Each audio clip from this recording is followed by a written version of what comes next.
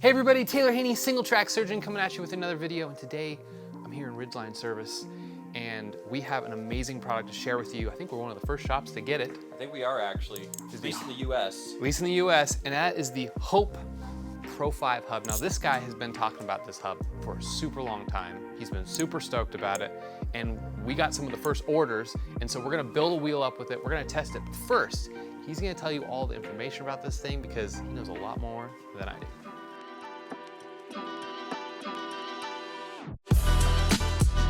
We are going to be talking Pro 5 today, but I do want to take a quick second here and let's look at the Pro 4.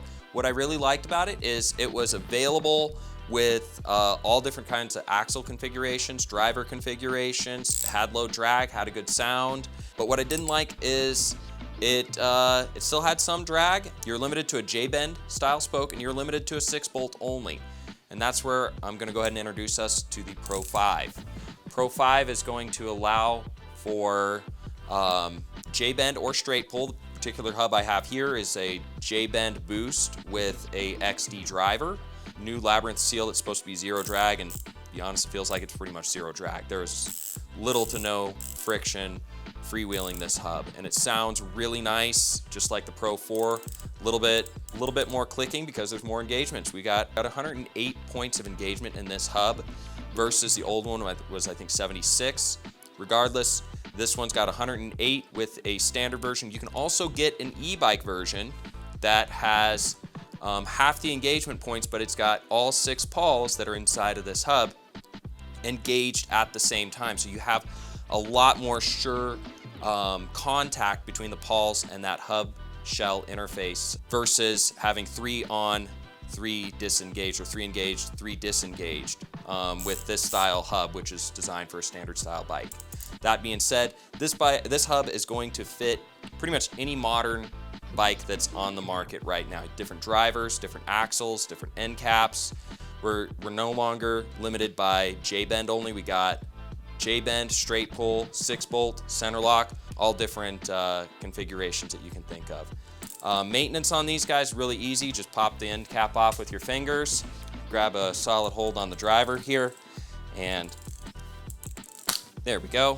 Pop that off, and you can see all of our teeth inside here and your pawls. The one thing that I really like on this guy, jumping back to the e-bike thing, is they have a much larger axle, the step-down axle here, that distributes load force a lot more efficiently and keeps force off of those bearings. So it's gonna have a lot less friction with side load, which is a really cool feature, I think. Gonna get that spacer put back in here before I lose it. Speaking of losing things, another thing that I really like about this hub is it's got a retaining clip here that holds all these pawls in place. So I'm sure if you've been riding for a while, you've had a problem with, you take your hub apart, you're wanting to do a simple maintenance, and then all of a sudden your pawls go flying all over the floor and your springs and everything. So that retaining clip is a really subtle improvement that's gonna make maintenance in the garage a lot easier for anybody who's looking to buy these. Another thing that I really like about this hub,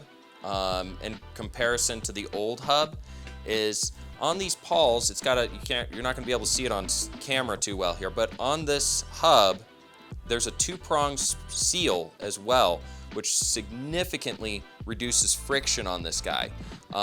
There's less surface contact area on the spring to pawl surface, whereas with the Pro 4, you had a spring that went across most of the surface area of that spring.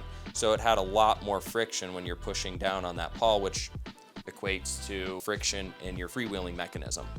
Retail is gonna be sitting at $375, depending on exactly how you configure this hub or how your local shop configure it.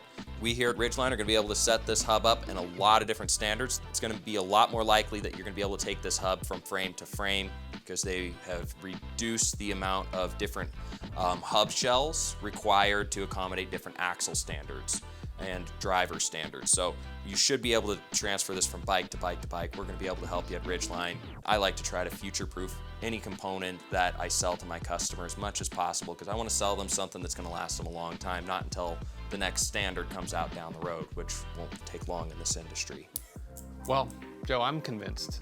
So we're gonna build this thing up onto my brand new race wheel set, and I'm gonna put it through its paces and see what it can do. But I know a lot of people are gonna be asking, what does this sound like? Now, we don't have it built up as a wheel yet, and of course I will update you guys when we get that done, but just raw sound. This is the Pro 4. Go a little faster. Pro 5.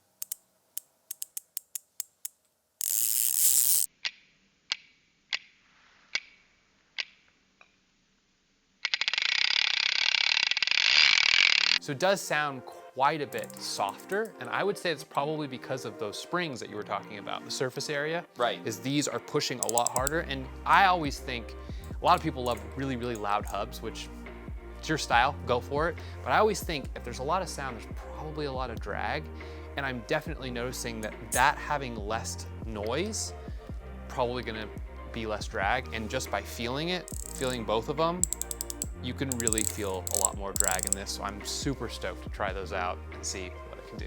What I always say, more sound equals more friction equals less speed equals less fun. So you gotta drop that drag as much as you can And that keeps you from going fast, getting drifty, and having fun.